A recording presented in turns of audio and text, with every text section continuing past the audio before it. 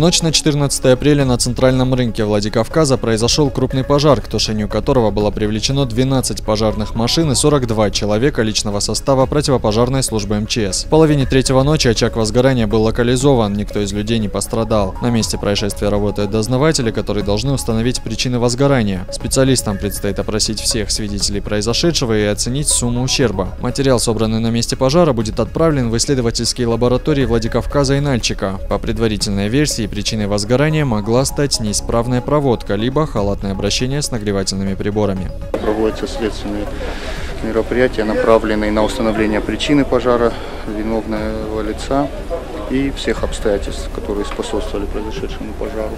То есть, начиная с надзорных мероприятий, мы будем смотреть, каким образом проверка осуществлялась государственными инспекторами по пожарному надзору на данном объекте и что непосредственно причиной пожара послужило. Все эти обстоятельства выясняем. Премьер-министр Северной Осетии провел выездное совещание в ЦЕИ по вопросам развития туризма. В мероприятии приняли участие министр туризма, предпринимательства и инвестиционной политики Алан Диамбеков, начальники ведомств и руководители Турбас-Цейского ущелья. Горный курорт был на пике популярности во времена Советского Союза. Здесь находился перевалочный пункт восхождения альпинистов, а также один из центров бардовского движения. ЦЕИ растерял былую славу вместе с распадом Союза. Сегодня он ассоциируется прежде всего с зимним отдыхом. В межсезонье в этих местах туристическое затишье. Как сделать ЦЕИ полноценным круглогодичным курортом с мировым именем, обсудили на выездном совещании. В ближайшие 2 недели руководство республики и директора Турбас определят основные проблемы и стоимость их устранения.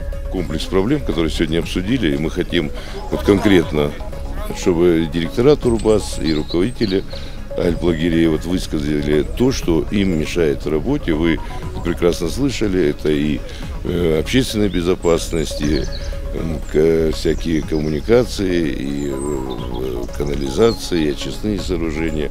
Ряд проблем, которые сегодня возникнут, все в протокольном форме. Каждый получит поручение. По каждой проблеме будут конкретные указанные протокольные решения и поручения будут даны. Накануне ночи на федеральной трассе Кавказ произошло ДТП с участием легкового автомобиля. В аварии погиб пассажир, 40-летний житель селения Цалык. Он посадил за руль своего 17-летнего племянника, у которого не было прав. Юноша не справился с управлением и въехал в автобусную остановку. Несовершеннолетний водитель госпитализирован в ДРКБ с тяжелыми телесными травмами. Второй пассажир также с ранениями находится в РКБ. Предварительной причиной ДТП можно считать то, что водитель не имел права управления и несоответствие скоростного режима конкретным условиям движения.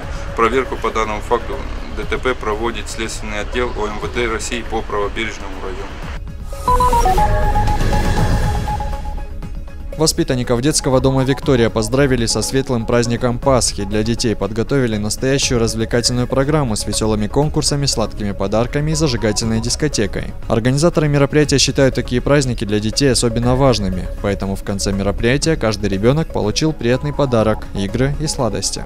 Хочется, чтобы сейчас сложное время, как бы это ни звучало, опять же, пафосно, сложное время, хотелось бы, чтобы этот сложный мир чуть-чуть стал добрее. И надеюсь, чем больше людей, организаций возьмут с нас пример, тем хотя бы наша маленькая республика будет крепчать, процветать. Целью мероприятия является детям хоть что-то хорошее, позитивное в наше нелегкое время. В Северной Осетии прошли соревнования по легкой атлетике среди подразделений Федеральной противопожарной службы республики. За призовые места боролись сотрудники всех пожарно-спасательных частей. Победители определялись в личном и командном первенствах. От каждой команды было заявлено 3 бегуна на дистанции 100, 200 и 1000 метров, а также девушки на дистанции 400 метров. Первое место заняла команда пожарной части номер 5 города Алагира, второе – специализированная пожарно-спасательная часть, третьими стали моздокчане, сотрудники пожарной части номер 4. Всем призерам были вручены почетные грамоты. Цель проведения соревнований – это популяризация легкой атлетики в подразделениях и выявление лучших спортсменов, которые мы будем выставлять на региональные соревнования, которые будут проходить у нас в Пятигорске.